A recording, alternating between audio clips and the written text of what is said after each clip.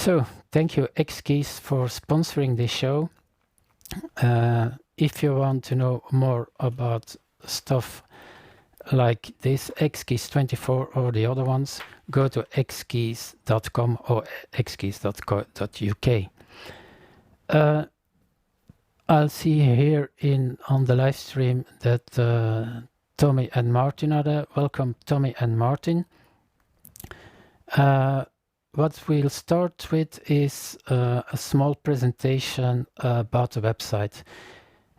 It's going to be a recap for some people, but because last week we didn't have any audio, and it's very important for me, the website, I'll show you what the website is all about.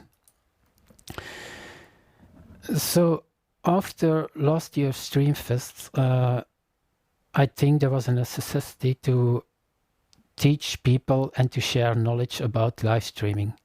And there were lots of Facebook groups, but what I didn't see was really one platform where all the information was at. So I created a small website here. So on the home page, there's still Streamfest Live. It's going to be replaced by my introduction video. There is also here a little bit what it's all about. Here on the home page, you can always see whenever the next live stream is going to start. When the live stream has started, you see here, let's get started. My sponsor, of course, a little bit about myself. And if you want to know a little bit more, every week I'll send out a newsletter. I think that Tommy should have received it. What I'll do in the newsletter is give you a link to last week's show, what happened in the world of live streaming the last week, and a few tips and bits. If you're interested, you can subscribe to the newsletter. Some contact information and all the links to the social media. If you want to know more about me, not that is that interesting, there is an about section and you can see how I started live streaming. Why should you come to the to this website and so on.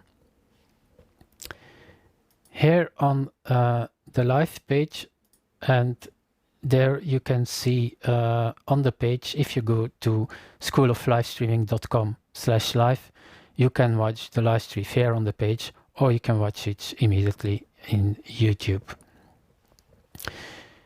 Then there are a few blog posts, mostly about vMix, but I wrote also an article that's called The Art of Learning, where I talked a little bit about my mistake of last week. And there's also going to be also the link to the last week's show. One of the most important pages on this website for me is the Contact Us page. Why is that? If you have any questions, no matter about what, about live streaming of course, please put in your credentials, set what your question is about, and I'll try to answer it as soon as possible. Even more important is here on additional information. You can recommend a topic. If you click here on suggest a topic, you're going to see a page where you can put your first name, last name, email address. What is a topic you want to know more about? You do here a selection. Tell us briefly about the topic, you submit it, and I can talk about it in one of the next shows. A second thing is here, if you know someone who wants to talk about a certain topic, let's say for instance that Giles wants to talk about a producer starter kit,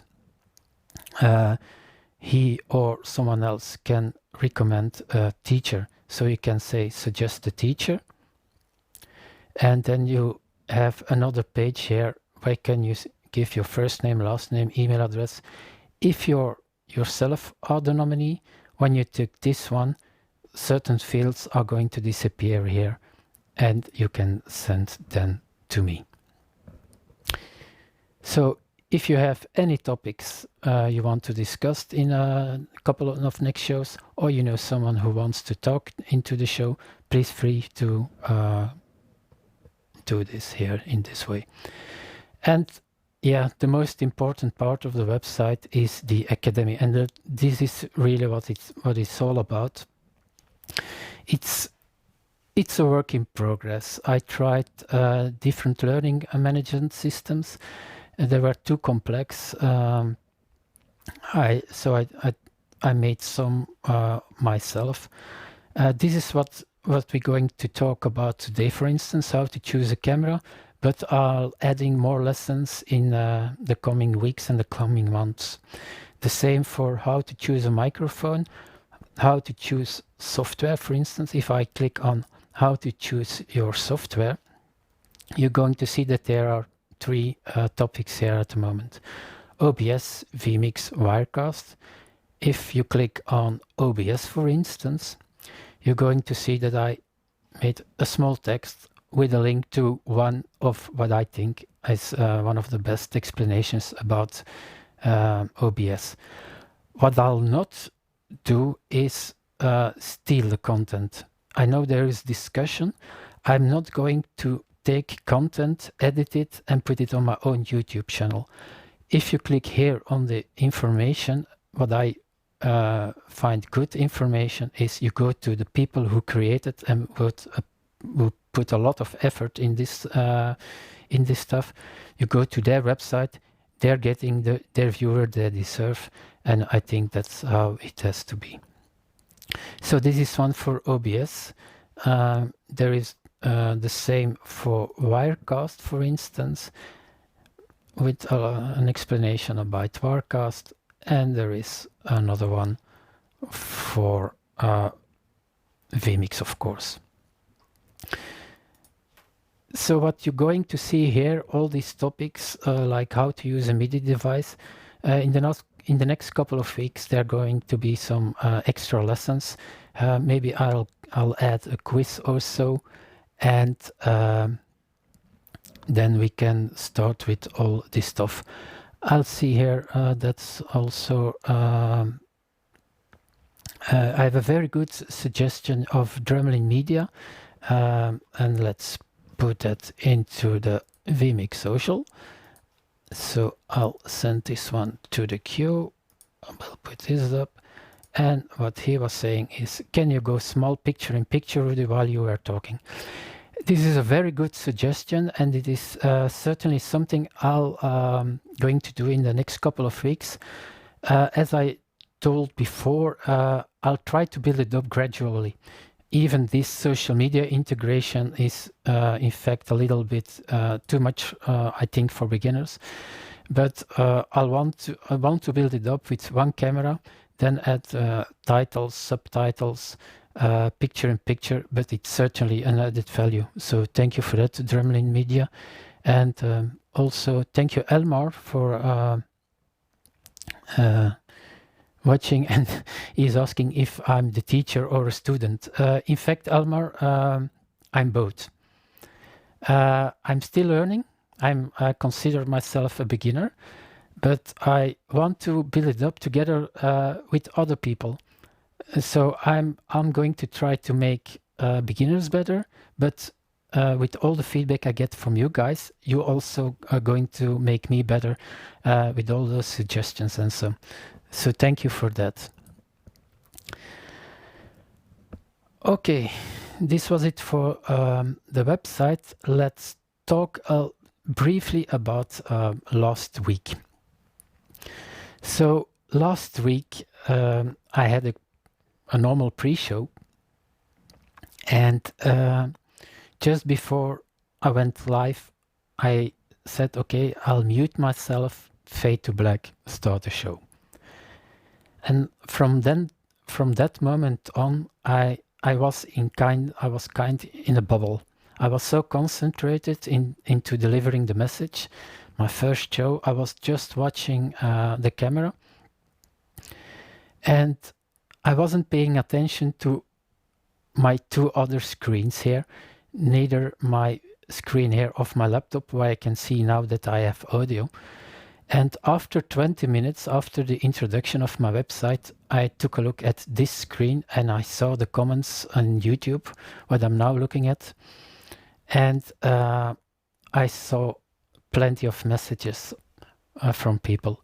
No audio, no audio, no audio.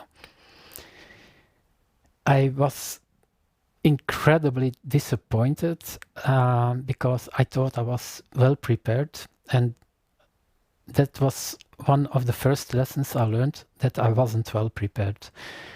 Of course, I was nervous for the first show. I'm still nervous today.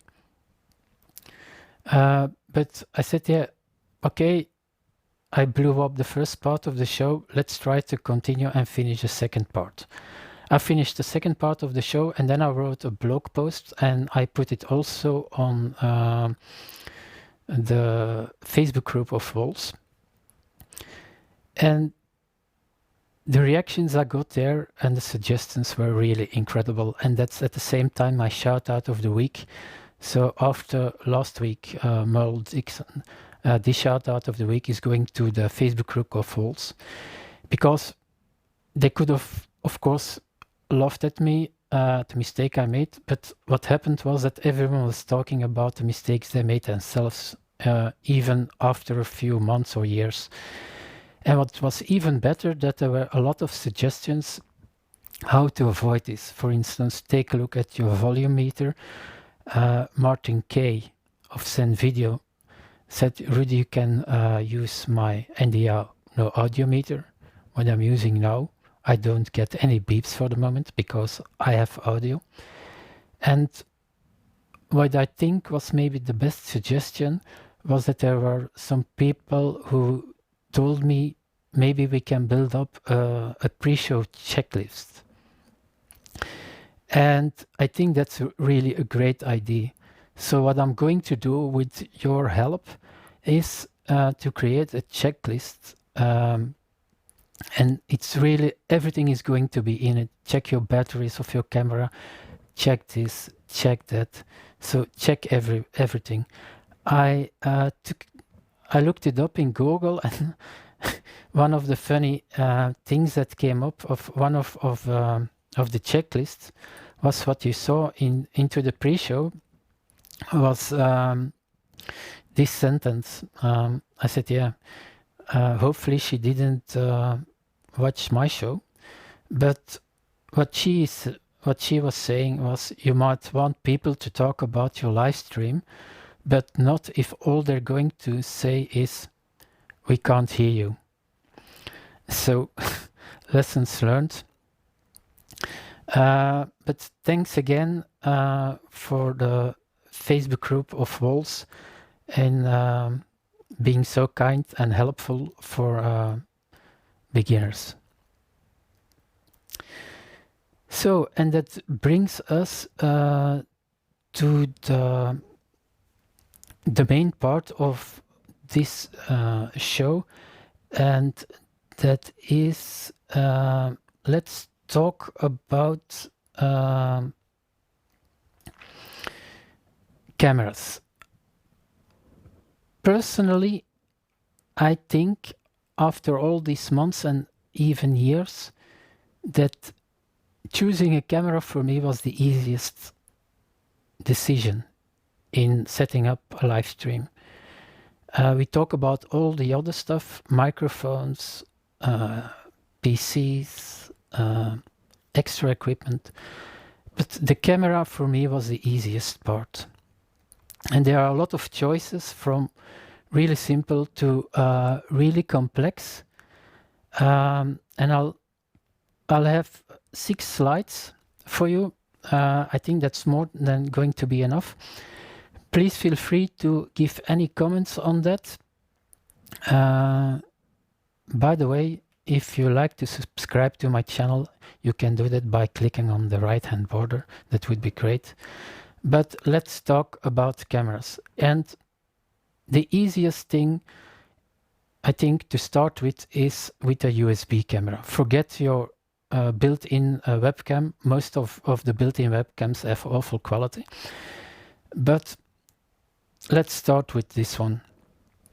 I think a lot of people are using this webcam and it has an amazing quality. The prices, by the way, of course, they can fluctuate. You're going to find them cheaper or more expensive. I took a European site and I took an American site. So they are cheap. The Logitech C920 is between €100, $53. The big advantage of such a camera is it's easy to install. It's more or less plug and play. You can connect multiple cameras. It depends of your USB buses, but I've seen people doing live streams with 2-3 cameras. It has really decent quality. Let's go quickly. This is, for instance, for now, this is my Logitech C920. You see, I think maybe the even more important for all these cameras is if your lighting is okay, most cameras are going to do well. Of course, the more expensive cameras are going to have a better image quality, but maybe your lighting is even more important, but that's for another course. So as you have seen, the quality is really decent. The portability, of course, you can put everything in a small bag, take it with you, and you're up and running. The negative points, if you can call it negative points, is that most of the USB cameras really need good lighting. That's also true for the more professional ones, but even more for USB cameras. They're not going to work really well in dim light. I see here that Elmar is saying that in Germany it's currently €68, so that's a very good price. And another negative point for this kind of cameras is that white balance can be really difficult. You can't really white balance them. I'll show you the next slide.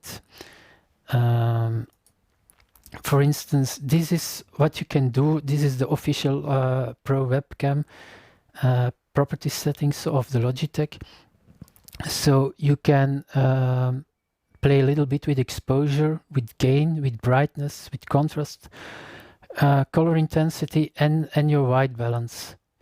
So, but you can't really take a white sheet of paper and properly white balance your camera. That's maybe the biggest disadvantage of this camera. Last week I tried during a few minutes to really balance my webcam and this cam, and it can be done, but it's difficult. But let's say that your lighting is okay and you play a little bit with your colors, you're going to have a really good camera for a really good price. So the first choice for beginners, I think, is a really good web camera. The next one is the camera I'm using now, and maybe I'm wrong, but I'll call it a simple camera. It's a simple HDMI cameras. You already have HDMI cameras of, let's say, €500, $500. I'm not going to play with the difference between euro and dollars. You find them for even cheaper prices, second hand or what. I really like these cameras of Canon, the HF series. A few years ago, there was a show going on with Martin and an American guy, and they were using HF G20s. This is the HF G30. As I'm writing, you can make them as expensive as you want. They go up to a few $1,000s. They have really good image quality because the sensor is bigger than a USB webcam. That's normal. Also the portability, as you see on the slide, it's not that big of a camera. You can put it into a small bag with your microphone and a few other stuff. Most cameras have can be easier to white balance. In a future episodes, we're going to talk about white balancing, because I think it's really important to get your colors right. So that's easier with these cameras. The cheaper ones still needs good lighting. This camera is okay in dim light, but it really helps when you have decent lighting. And to bring it in, and I'll touch that briefly, you need some extra hardware. That's on the next slide, by the way. What you don't have to forget is that you need clean HDMI. What is that? A lot of the cheap cameras, they have HDMI, and you can bring it in your laptop, but you're going to see all the functions, the white balancing, your exposure settings, your date, your time. That's what's not a clean HDMI.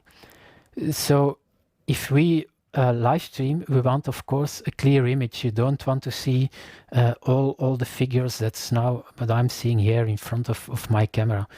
So when you buy a camera, try it out into the shop and see on your screen if you can have clean HDMI. If you're not sure how to do it, ask your shop manager or so to help you, and that you're sure that you have a clean HDMI. I think that's the most important thing when buying a camera for live stream. Sound options and microphone and stuff like that, that's for next week. So today we're just talking about cameras. So you bought now a camera, let's say an HDMI camera, and then you have to bring it into your computer, your desktop, or your laptop. I've seen people putting an HDMI cable from their camera directly into their laptop. It's not that it's really it's a mistake maybe a lot of beginners are making, but the HDMI you have in your laptop, it's not an HDMI input, but it's an HDMI output to connect an extra screen to your laptop or whatever. So don't think you just can take an HDMI cable from your laptop to your camera and then it's going to work. There are several options to bring in HDMI into your laptop. I touched briefly, and there are a lot of other brands, but I'll touch briefly these two. The first one is an HDMI to USB converter. Magewell has some very good ones. I know there are a lot of other brands and Chinese brands that are a lot cheaper, but I think you always get what you pay for. I really like the Magewells. I don't have it here at home. I have a few one at work, and they work really well.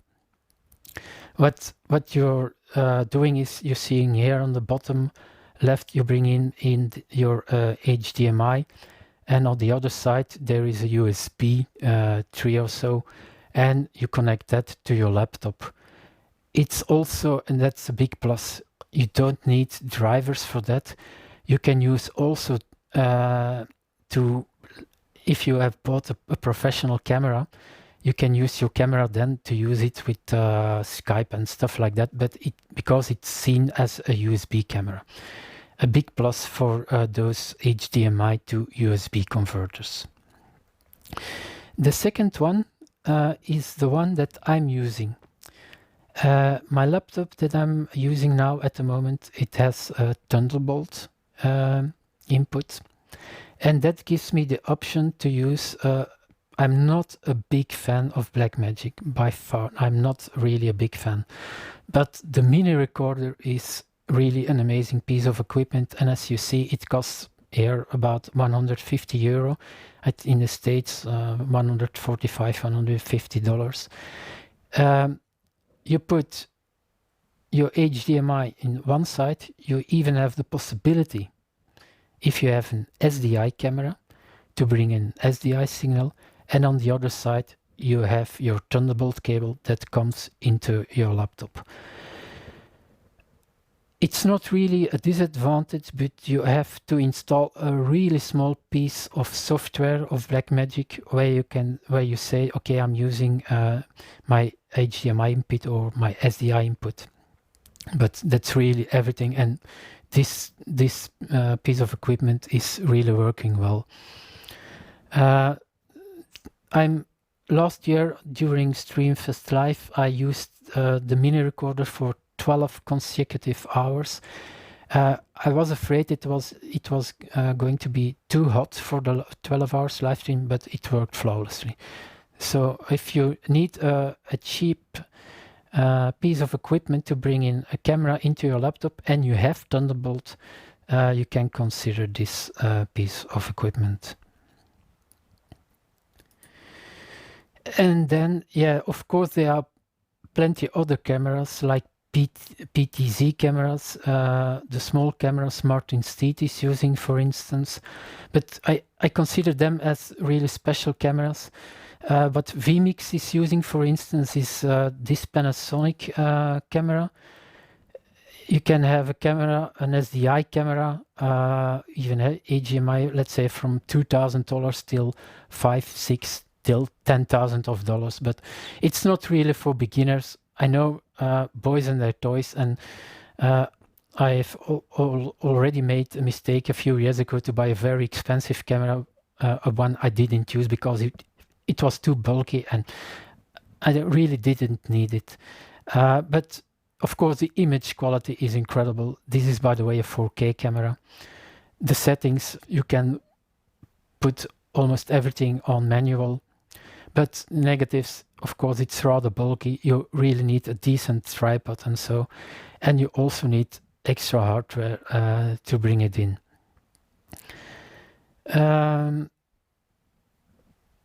This is it more or less for cameras. But as once a famous person of Apple said, one more thing, because we forgot one important camera. And this is this one. I know some people are maybe going to laugh with it, but maybe this is the best if you have already a mobile phone. This can be your best camera you have at the moment. I've been twice to Ireland to a Mojo conference where people from RTE were showing how they were putting together documentaries. I've seen the first documentary on national television filmed completely with an iPhone, or you can use another brand, of course. And the quality, it was 4K. It was really professional. It's not really as bad as some people are saying. The quality is really good. It's very portable. You can make angles you can't do with other cameras. You can put your mobile phone almost everywhere. But you need a rig, and I'll show you briefly. It's going to be also a lesson of other weeks. This is, for instance, my mobile setup here. So I have two handles. Here you can put your camera. I have here a small light, which I can color balance a little bit. And here you put your microphone, a Rode or some. You can also put this on a tripod, but I've do a few documentaries with this one, and it's amazing what you can achieve with this kind of equipment. I think another plus for using a mobile phone is you can, with your mobile phone, you put together a small rig and you can stream directly from your iPhone to Facebook or Twitter. There are a lot of possibilities. I'm trying to figure out a few things. Probably in May I'm going again to Galway to follow a 3-day conference, and maybe I can, if I go there, I can put together some footage and show you what the possibilities are with phones. For instance, what I did last year on that conference, where they were using, I think, 3 or 4 iPhones connected via Ethernet. It's possible. I'm going to show you in a few weeks. and they were doing the switching with an iPad with a special kind of software that was not that expensive, and the quality was really amazing. But again, professional lighting, a decent a mixing board and microphones. So this is it, more or less what I wanted to talk about it today. I'll take a peek into the chat room and see if there are any questions about cameras.